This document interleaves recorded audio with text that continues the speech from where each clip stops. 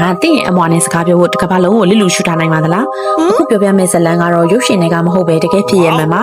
ဂျွန်နဲ့ဂျန်နီဖာလို့ခေါ်တဲ့အမွာညီမနှစ်ယောက်ဟာတက်လုံးသူတို့အချင်းချင်းကလွှဲရင်ဘယ်သူနဲ့မှစကားမပြောခဲ့ကြပါဘူးဒါပေမဲ့ပိုပြီးထူးခြားတာက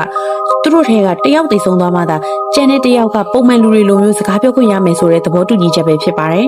သူတို့နှစ်ယောက်ဟာငငယ်လေးကတည်းကတခြားကလေးတွေနဲ့မတူပါဘူးသူတို့မှာကိုယ်ပိုင်ဘာသာစကားရှိကြပြီးအဲ့ဒီအတန်တွေကိုသူတို့အချင်းချင်းပဲနားလည်ကြပါတယ်ကျောင်းမှာသူတို့ကိုခွဲထားဖို့စူးစမ်းခဲ့ပေမဲ့ပို့ပြီးဆိုးရွားလာခဲ့ပါတယ်သူတို့နှစ်ယောက်ဟာတယောက်ရဲ့လှူရှာမှုကိုနောက်တစ်ယောက်ကမှန်ထဲမှာကြည်နေရတယ်လို့မျိုးတစ်ထက်တည်းတူအောင်လှူရှာတတ်ကြပါတယ်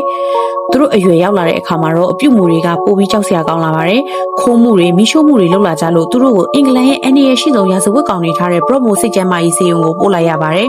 အဲ့ဒီမှာ10နှစ်ကြာနေထိုင်ခဲ့ရပြီးသူတို့ရဲ့စိတ်ပိုင်းဆိုင်ရာဗဟိရီတွေကဆရာဝန်တွေကိုတောင်အံ့ဩသွားစေခဲ့ပါတယ်1993ခုနှစ်မတ်လ9ရက်နေ့မှာသူတို့ကိုစေယုံအသစ်စီပြောင်းရွှေ့ဖို့ကားပေါ်တင်တဲ့ချိန်မှာပဲထူးဆန်းတာတစ်ခုဖြစ်ခဲ့ပါတယ်ဂျန်နီဖာကသူ့ရဲ့တငယ်ချင်းသတင်းတောက်ရဲ့လက်ကိုဆွဲပြီးတူတူလေးပြောခဲ့တယ်ငါတေးရတော့မယ်ငါတို့ဆုံးဖြတ်ပြီးသွားပြီတဲ့သတင်းတောက်ကအံ့ဩသွားပြီးဘာလို့တေးမှလဲနင်းနေမကောင်းဘူးလားလို့မေးတဲ့အခါဂျန်နီဖာကခေါင်းခါပြခဲ့ပါတယ်သူနေကောင်းပါတယ်ဒါပေမဲ့သူတို့အမွာနှစ်ယောက်ကြားမှာဘယ်သူမှမသိတဲ့နှိမ့်ဝှက်ချက်တစ်ခုရှိနေခဲ့တာပါ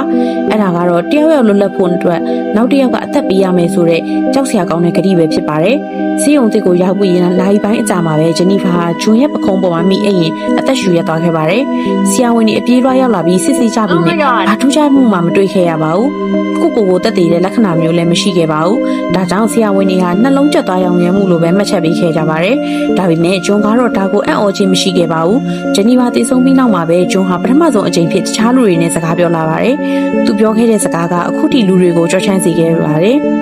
ငါအခုတော့လွတ်လပ်သွားပြီဂျနီဖာကငါအတွက်သူ့အသက်ကိုပေးသွားခဲ့တာတဲ့